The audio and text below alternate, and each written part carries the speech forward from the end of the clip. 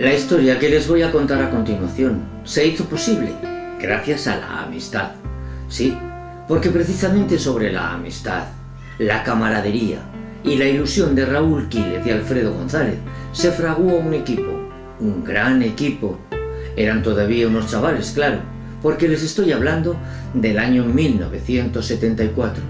Un sueño, un proyecto que finalmente cristalizó, se consolidó 45 años después con la inauguración de la excepcional maqueta de la batalla de Waterloo, que vino a enriquecer el Museo de Miniaturas Militares de la Ciudadela de Jaca.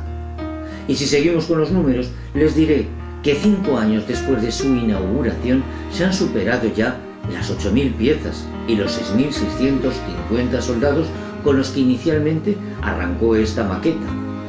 3.600 franceses, 3.050 de los países aliados, 1.285 caballos, 71 cañones o 57 carros de munición. Y también esas 5.800 horas de trabajo invertidas por sus dos autores. Detrás de todas estas horas, estos años, estos números, una ardua tarea de investigación histórica con los papeles bien repartidos. Alfredo, a cargo de la investigación histórica, buscando datos, uniformes, armas, detalles, y Raúl, al frente de la creación, devanándose los sesos para poder crear cada uno de esos elementos, de esos detalles, que créanme, convierten esta maqueta en una obra de arte única a nivel mundial y que gracias a su generosidad podemos disfrutar y compartir en la Ciudadela de Jaca.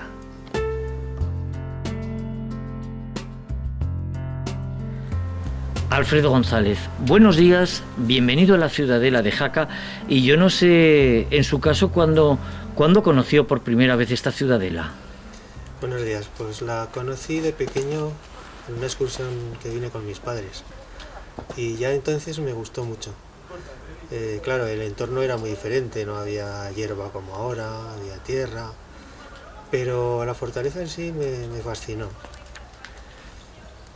Y Alfredo, vamos a meternos ya de lleno en lo que va a ser un poco el grueso de esta entrevista, que es esa afición a las maquetas como maquetista.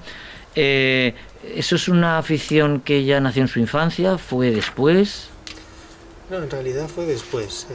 Yo empecé con maquetas de aviones, lo típico, ¿no?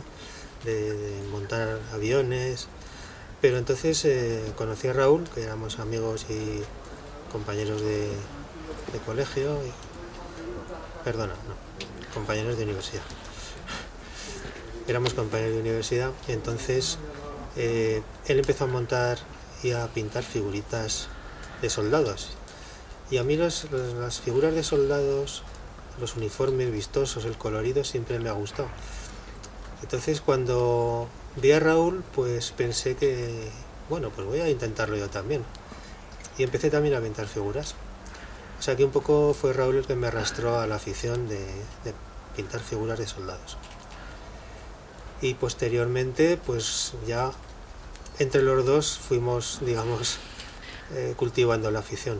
Comienza esa gran aventura, ese gran sueño. Estamos naturalmente refiriéndonos a la maqueta de Waterloo, que es uno de los buques insignias de esta, que es la Ciudadela de Jaca. Pero que, bueno, vamos a hacer un recorrido por toda esa historia, ¿no? Yo no sé si que cuando empezasteis a hacer esa maqueta ya teníais muy claro que iba a ser la maqueta de Waterloo y el tamaño que iba a tener. ¿O eso fue sucediendo poco a poco? No éramos conscientes de que iba a acabar con este tamaño y mucho menos en la Ciudadela de Jaca. Nosotros empezamos como una cosa totalmente lúdica de pintar figuritas y montar escenas de batalla. En aquellos tiempos las figuras más asequibles que había eran las de Airfield, de Waterloo, y igual que Raúl empezó a pintar figuras, yo también, y entonces se me ocurrió la idea de decir, ¿por qué no hacemos dos plataformas iguales de tamaño y las juntamos y así tenemos una escena más grande? Entonces dice, hombre, pues sí, es una buena idea. Con lo cual pues empezamos pensando ya en montar dos tableros con las figuras correspondientes, tableros mucho más pequeños, que luego posteriormente cambiamos a unos más grandes y de ahí ya fue naciendo la afición a la maqueta de Waterloo y lo que conlleva, que es la investigación de pues, uniformes, acontecimientos. De todo eso vamos a hablar porque al final aunan muchas cosas, además de lo que es el maquetismo, lo hablábamos hace un momento, pero estamos hablando de una aventura que se inicia en el año 1974. Eran ustedes chavales y que concluye en el año 2017, estamos hablando de 43 años. Sí. Son muchos años, lo que pasa es que tampoco nos hemos dedicado ya completamente durante todos los años a esto. Uh-huh. Siempre es una cosa que hemos tenido en mente y que nos gustaba y poco a poco pues hemos ido creando grupos de figuras. También estábamos en contacto con la agrupación de miniaturistas militares, que luego pasó a la agrupación artística aragonesa. Y eso, como había exposiciones todos los años, también nos obligaba a exponer la maqueta. Entonces, conforme iba creciendo, la íbamos exponiendo normalmente en diciembre. Y bueno, ya luego ha sido pues... Y en esa evolución estamos hablando de que han crecido ya, pero bueno, inicialmente eran 8.000 piezas, 6.650 soldados, pero ha ido creciendo. No, inicialmente eran muchas menos. Nos hemos quedado casi en 9.000. En 9.000. Posiblemente pasemos ya de 9.000 en la maqueta actual que está en la ciudadela de Jaca. Pero empezamos con grupos de unos cientos de figuras.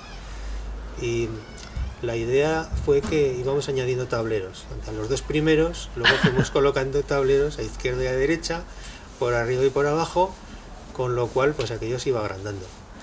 Y llegó un momento en que en una de las exposiciones ya dijimos, bueno, esta es la última vez que lo exponemos porque es un trabajo enorme ir con cada tablero que tenía su caja, entonces transportar las cajas, colocarlas, nivelar los tableros, todo eso era mucho trabajo y dijimos, bueno, ya no las ponemos más.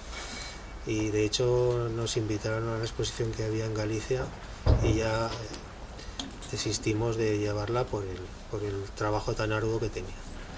Claro, estábamos hablando y comentabas hace un momento, Alfredo, que en un principio, bueno, estamos hablando de maquetismo, pero al final converge una tarea sólida e importante de investigación, historia, uniformes.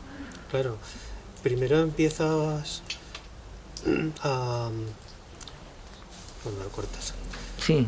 Primero empezamos por la necesidad de que hay que pintar los uniformes con los colores correctos, con los emblemas, con los plumeros, etc. Entonces cuando empiezas a buscar información. Ajá. En nuestros tiempos ni siquiera había internet. Siquiera había internet, con lo cual me imagino que la dificultad sería añadida. Sí, teníamos que recurrir pues a libros que había, por ejemplo en la antigua librería Lepanto, en Zaragoza pues solía haber libros de temática militar, pues ahí buscando. Pero realmente las fuentes eran muy reducidas. Ya cuando llegó a internet, pues claro, la cosa se facilitó bastante. No ya por la información que venga en internet, que ahora es mucha, sino porque había posibilidad de conseguir libros que ni conocíamos y no estaban a nuestro alcance.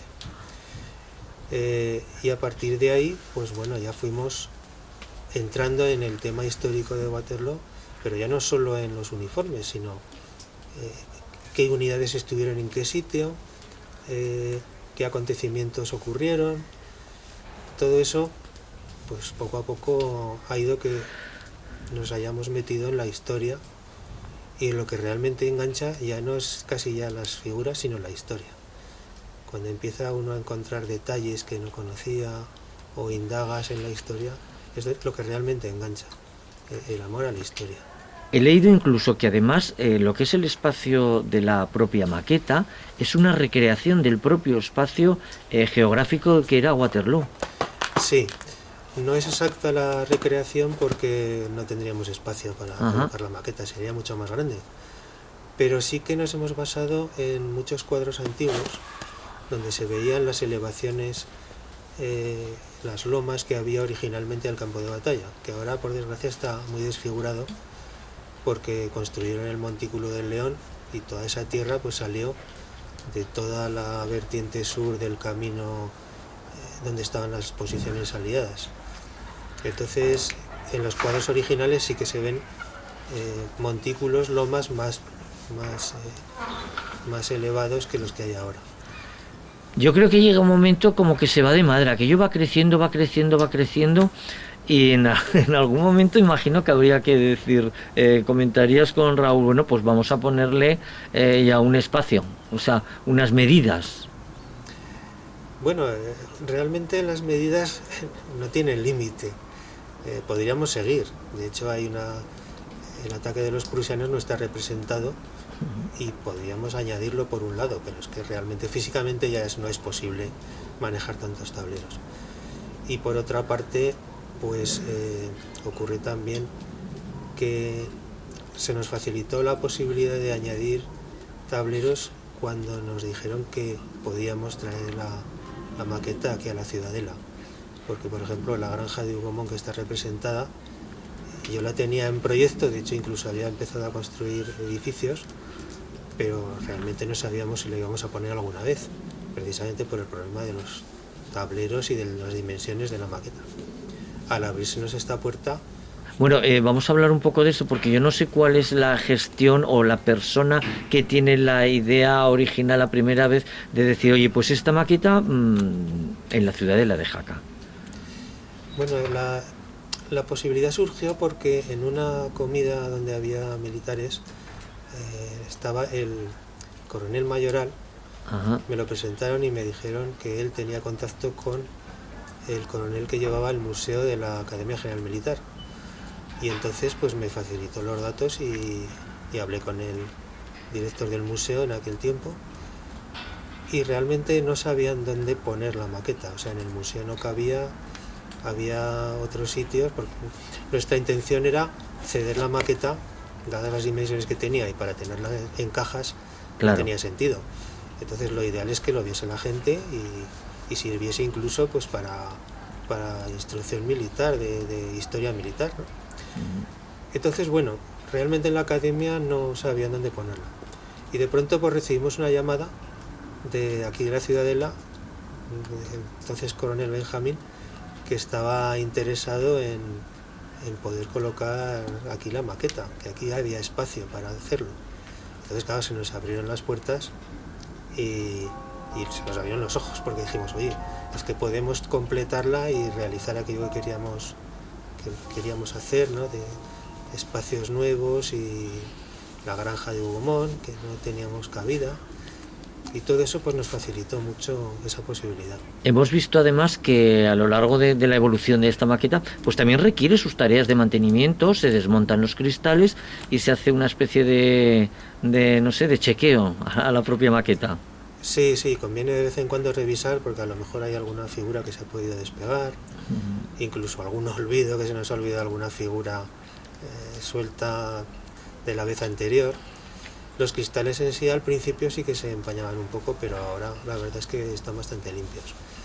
Pero sí que viene de vez en cuando, una vez al año, a hacer una revisión, lo cual aprovechamos nosotros también para añadir figuras o escenas o personajes que no teníamos incluidos en esa maqueta. Con lo cual, pues, nos viene bien a todos. Yo creo que los artistas siempre hay ese punto, ¿no? ¿Verdad? De no saber, que decir, la obra no está concluida del todo nunca. En cualquier caso, esta maqueta se ha convertido en uno de los buques insignias, lo decíamos, ¿no? De esta Ciudadela, porque, bueno, pues yo creo que, hablando de maqueta, de la guerra de Waterloo, pues se convierte como en alta costura dentro del mundo de las maquetas y de las miniaturas. Pero a mí me gustaría, Alfredo, que me dijeras, no sé, ese espectador que va a entrar a verla, ¿cuál es tu deseo? ¿Que la vea de qué manera? ¿Que vea qué cosas en esa maqueta? Pues principalmente un hecho histórico muy importante en Europa, que fue la caída de Napoleón, definitivamente, después de la huida de Elba, y también un hecho histórico que cambió el mapa de Europa. A partir de ese momento, pues Europa ya no era lo que había sido anteriormente, sino que hubo una conjunción de países que que reconfiguraron el mapa de la Europa actual. Esa es la parte más importante que tienen que ver ahí. El hecho histórico en sí pues fue una batalla muy cruenta, donde estaban pues todas las tropas de los aliados, en los cuales estaba pues Gran Bretaña, un montón de países de que ahora son Alemania, pero que entonces eran países diversos, Holanda, también estaban Prusia y Rusia, que no llegó a intervenir, pero también estaba en la coalición. Entonces, bueno, fue, digamos, toda Europa se unió se alió para acabar definitivamente con Napoleón, que había empezado de nuevo sus aventuras de conquista por Europa, intentando tomar Bruselas. Entonces lo pararon en Waterloo, que fue definitivamente ya su caída completa, y de ahí fue al exilio a la isla de Elba. Perdón, de ahí fue el exilio a la isla de Santa Elena. Muy bien, pues la verdad es que es toda una lección de arte, una lección de historia, algo que atesoramos aquí en la ciudadela de Jaca, y pues agradecer y mucho además a Alfredo González esa generosidad de dejar ese patrimonio que, como decimos, nos sobrevivirá a los dos, y que lo podrán ver, disfrutar y aprender esa lección de historia además las generaciones venideras. Muchas gracias. Pues muchas gracias. Raúl Quílez, buenos días. Bienvenido a la ciudadela de Jaca. Yo no sé en su caso cuándo es la primera vez que conoce, ve o visita esta ciudadela. Esta ciudadela fue a raíz de concertar, traer la maqueta aquí. Fue la primera vez. Muy bien, pues vamos. Yo no sé qué impresión le causó cuando vio pues esta fortaleza de piedra. Algo único, que no había visto, a pesar de viajar y de conocer muchos sitios, nunca había visto un recinto así. Y en su caso, el mundo de las maquetas, ¿es una afición que nació en la infancia, en la juventud? ¿La descubrió cuándo? En la infancia, a los 8 años, por primera vez, mis padres me permitieron comprar un bote de pintura, y con la punta de un palillo empecé a pintarle el pañuelo amarillo al 7º de caballería, en figuritas ya de este tamaño, como los de la maqueta. Lo cual requiere tener una buena... Desde el principio creo que ya vista. Tenía... Muy bien. Bueno, y en un momento dado, y en asociación con Alfredo, nace ese gran proyecto, que es la maqueta de Waterloo. Yo no sé si en tu caso ya desde el principio tuviste claro lo que ibais a hacer, o es algo que fue poco a poco. Para nada. El comienzo fue allá por el año 70 y alguno. Compré unas figuritas en el comercio, y planeé hacer una pequeña maqueta, muy pequeña, de 80 centímetros por 38, para ponerlo en el estante de un armario y dejarla ahí colocada. Ese fue el primer trocito de la maqueta de la batalla de Waterloo. A continuación, en esas fechas, conocí a Alfredo, y discurrió que él también tenía un armario de la misma anchura, y si él ponía otro tablerito en su estante, luego los podíamos juntar y hacer. Eso fue el comienzo. A partir de ahí, cada vez fuimos investigando más, se nos fue complicando el trabajo hasta hoy. Bueno, hasta hoy, quiero decir, estamos hablando del año 74, 70 y poco, estamos hablando de dos chavales, que se embarcan en una aventura que globalmente dura 43 años y que concluye en la maqueta de Waterloo, yo creo que más bonita y más importante del mundo. Bueno, lo de los 40 y tantos años es el tiempo que ha transcurrido, pero realmente de trabajo en la maqueta serán, calculamos, 5 o 6 años de trabajo. Bueno, y entonces estamos hablando de una maqueta que tiene algo así como pues más de 8.000 piezas, 6.650 soldados, y aquello fue creciendo poco a poco. ¿De qué manera? ¿Perdón? Fue creciendo diciendo, bueno, pues tenemos que añadir esto, tenemos que ponerle... Sí. Poco a poco, conforme íbamos añadiendo más terreno, pues íbamos también pensando en determinadas tropas, determinados personajes, sobre todo. Es una de las cosas que más interés ha puesto Alfredo, en colocar personas concretas. Claro. Está en los relatos de la batalla, aparecen esos personajes. Porque además, Raúl, estamos hablando de lo que es esa tarea de maquetismo, de construcción de la maqueta y tal, pero es que ahí es importante también esa tarea de investigación histórica Sí. bueno, pues de hacerlo lo más real o lo más fidedigno a lo que pudo ser. Precisamente, quizá ese ha sido el mejor entendimiento entre Alfredo y yo. Alfredo ha sido el investigador serio, constante, sobre todo, y yo he sido más el maquetista, el artesano.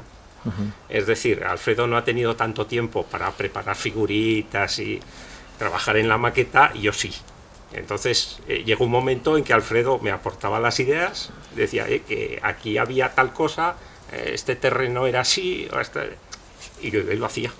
Entonces ese buen entendimiento es lo que nos ha permitido llegar a hacer esta maqueta.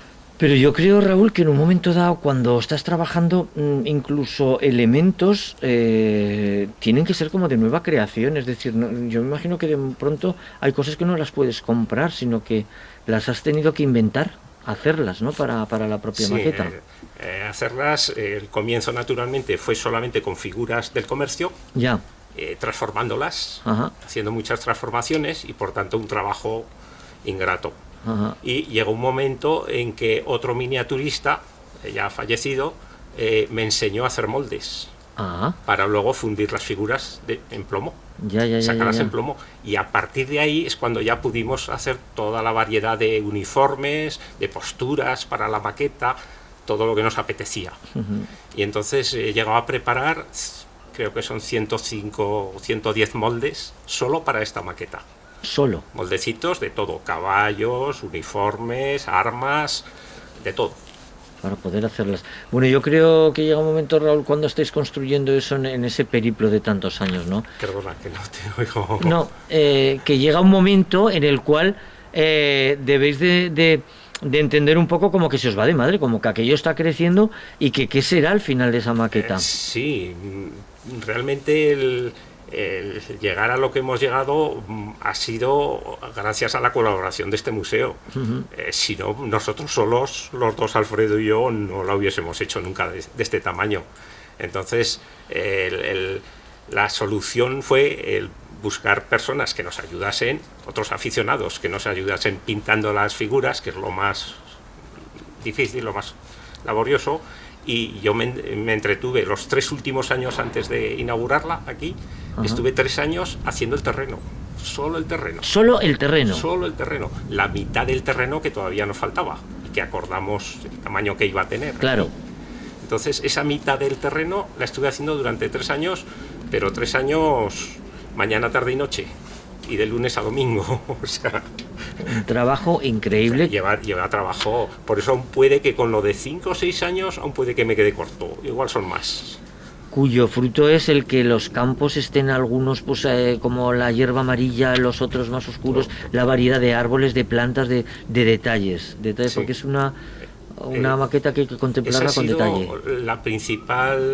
El principal motivo, también, no sé si pensar que somos un poco niños todavía, esa ilusión de poner detalles, detalles concretos. Es decir, conforme íbamos consiguiendo información, pues toda esa clase de información más detallista, más exacta, hemos puesto un especial empeño en conseguir esos detalles. Creo que es una de las cosas que hacen a esta maqueta distinta a las demás. Totalmente diferente y además única, porque esto es, lo comentábamos con Alfredo, pero esto es alta costura, no hay dos y es algo increíble.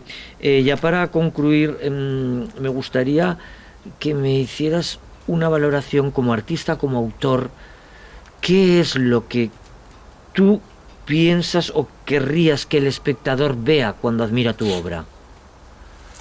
Bueno, pues es simplemente una afición a la historia, en principio, y luego con este trabajo pues simplemente agradar, que las personas pasen un buen rato, un rato entretenido, contemplando toda esa cantidad de detalles que hemos puesto.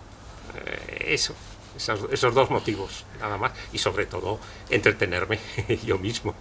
Como un entretenimiento efectivamente, sí. que ha abarcado pues muchísimos años. Yo sí puedo decirte que bueno, pues en las últimas estadísticas que se ha hecho de esta ciudadela, más de 100.000 personas han pasado este año 2022 y esas personas han visto esa maqueta y, bueno, las críticas son siempre fabulosas. Es un orgullo y además pues un buque insignia para este museo y para la ciudadela de Jaca. Así que muchísimas gracias. Para mí también.